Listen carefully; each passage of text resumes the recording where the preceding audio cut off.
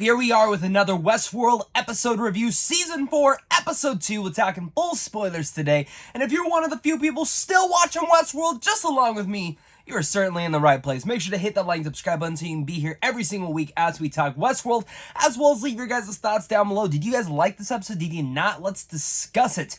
I think for people who are just still on board with Westworld, they're pretty much enjoying this show for what it is.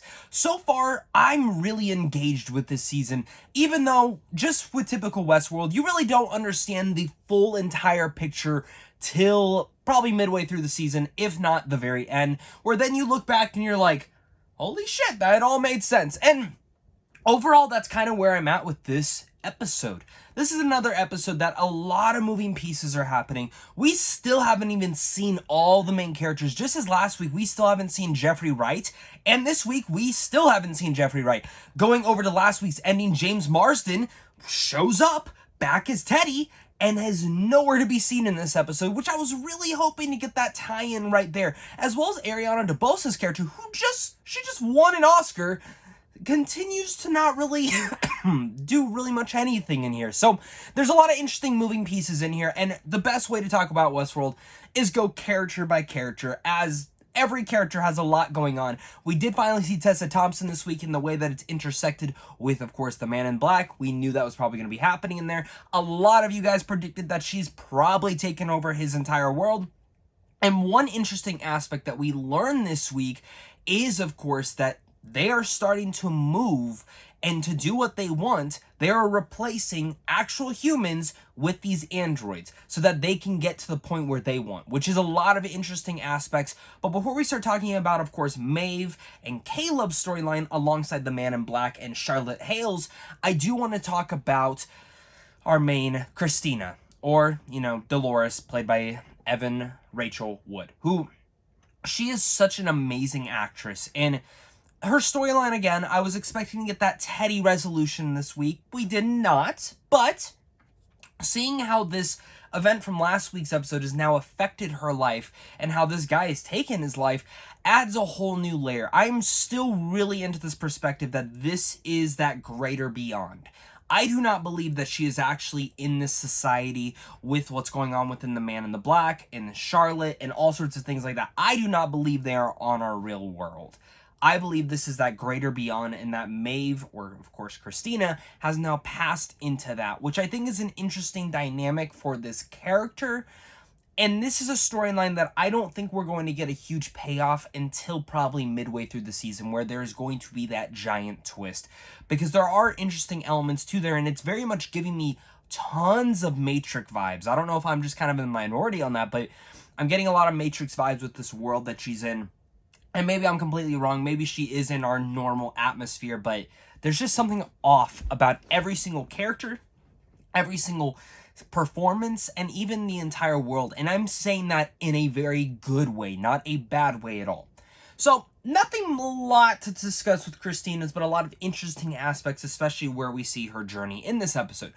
But let's discuss Caleb and Maeve and Charlotte and the Man in Black. So, starting with the Man in Black and Charlotte, this is an interesting dynamic because we're seeing that there are all these moving pieces. Of course, Maeve and Caleb go to visit a senator. Turns out they are already replaced. Then we get that flashback, of course, with Charlotte and the Man in Black showing up, which again, finally Tessa Thompson shows up as Charlotte Hale. But leading throughout this, and apologies for my cough, looking at how this is all working, we see the buildup. And of course, we see the Man in Black earlier in this episode tackle on Clementine. And then Clementine is starting to work with them, which of course, because she's an android, so they're controlling her and using her. And we see the golfing scene where that entire thing turns out. And again, they are moving their pieces. Westworld has always been a giant game of chess and moving each and every person in position to where you exactly need them to be. And they are doing this because as they further out throughout this episode, one of the most interesting aspects of this entire episode was seeing that Charlotte is keeping William alive. What is the reasoning for this? Again, this will probably come out to be because reality is she really doesn't need him anymore. But there are interesting elements in there, and it's some of the more interesting stuff that they've done with William since probably season 1. Because for me, season 3, they didn't really use Ed Harris in the best way possible. And I feel like for me, Tessa Thompson's character is being that person moving a lot of the pieces, especially after the events of season 3. Now, my only thing with this is there was a 7-year time jump from where we had last seen these characters to now. And it's a little bit hard for me to believe that it would take them this long to start formulating this plan. But then, of course, with what we see they have constructed and built with the Golden Age, which the second Caleb and Maeve got into that train car and it started going, I'm like, oh my god, here we go, they're going to Westworld. And it wasn't Westworld, it's not a newly version of it, it's the Golden Age. Like, they have recreated that, and I love that this is, of course, where Maeve is heading back to. Maeve's demons started with this type of intellectual world, and it's continuing there. And again, Caleb has never been a part of this, so heading back here is going to be an interesting aspect to see what else is intertwined in there and how all these storylines intertwine within there.